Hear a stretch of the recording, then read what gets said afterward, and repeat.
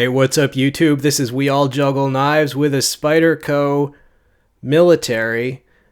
These are what Blade HQ calls the natural scales, also known as Jade G10. You see it is a liner lock. There you saw the lock up, the pocket clip. The blade length on a Spyderco military is 4 inches. Now the steel on this is CPM-M4. Yes, one of what a lot of people will call a super steel. You got to be careful with that because it is a little bit more prone to corrosion than a lot of the other steels that Spyderco uses.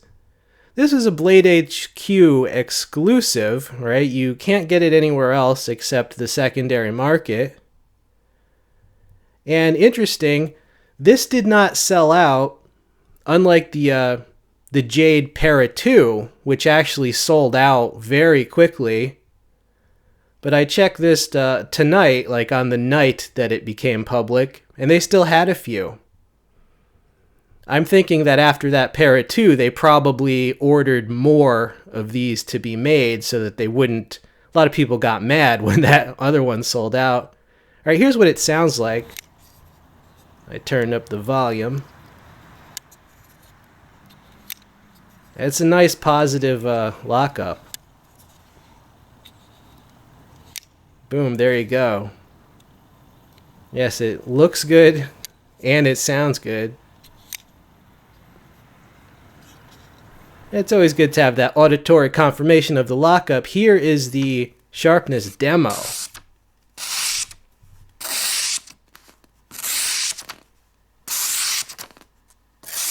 Look how thin. Those julienne french fries. And a little bit slower.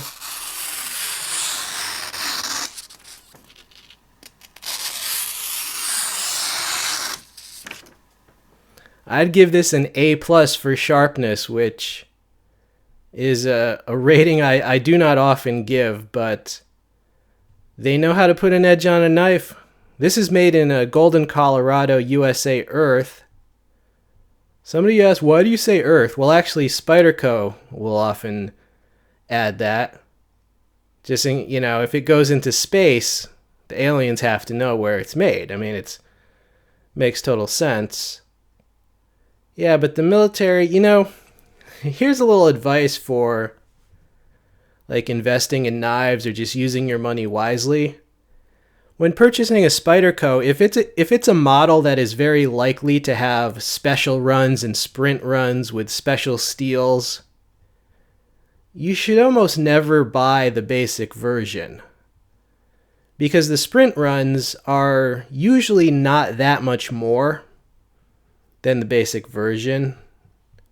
However, on the secondary market, their price shoots up immensely. But if you can get them when they're new, they're not that much more, and they're usually worth it for the appearance, and they often have a better steel than the normal version. So even if you wanted to buy a military as like a beater knife, you still get something for your extra money. You get a different steel that you might like better. So be very careful if you're thinking of buying the normal version. Keep your powder dry and save your money, right, for some of the sprint runs. You know, that's something I've learned in the last 6 years of collecting Spydercos. You know, way back in the day, I bought a regular Spyderco military, and then they came out with their titanium frame lock of a Spyderco military. I was like, oh damn, so... And then I bought their Manix 2 XL, and then they came out with a carbon fiber sprint run of that with a different steel. And so after a few times of that, I realized, hey, wait a minute, I just need to stop buying the regular version because I always want the nicer version. So why not just save my money? Now, as the years go by, you know, I've been collecting for many years. And so each year, you know, the new crop of expensive or pricey production knives comes out. And every year, fewer and fewer of them really catch my eye. You know, because when you've been collecting a long time, just fewer and fewer new knives look very special to you. But that's perfectly natural. That happens to all collectors. You know, some collectors react to that by going even higher in price. You know, well, I'm not going to go up to that, you know, skeleton level of knife collecting for many reasons.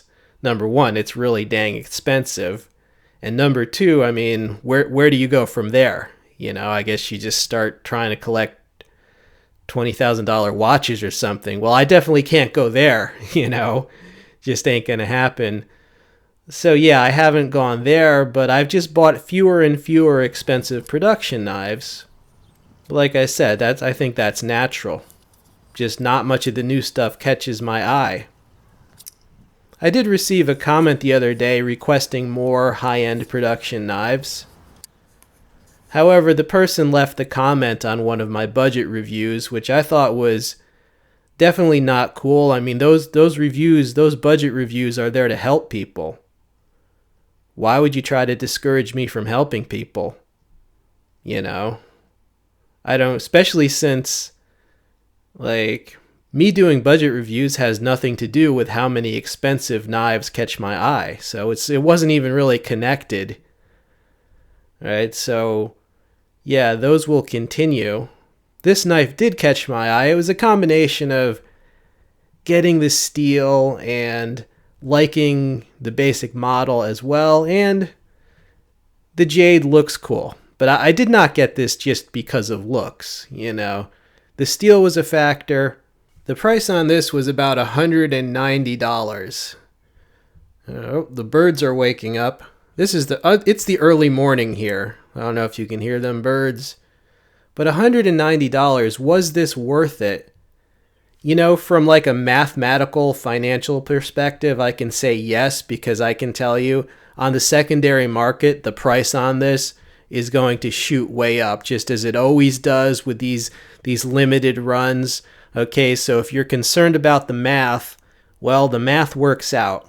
But I didn't buy it to try to make money off of it. And besides, YouTube allows me to make a little money off it. Depending on how many of you are actually watching this, YouTube allows me to make money off a knife without actually selling the knife. Thank you, YouTube. And thank you all for watching. But yeah, as far as an investment, it is worth it. And I also felt it was subjectively worth it as a compliment to my collection. All right, so I hope you enjoyed seeing this blade. This has been We All Juggle Knives. I'm out.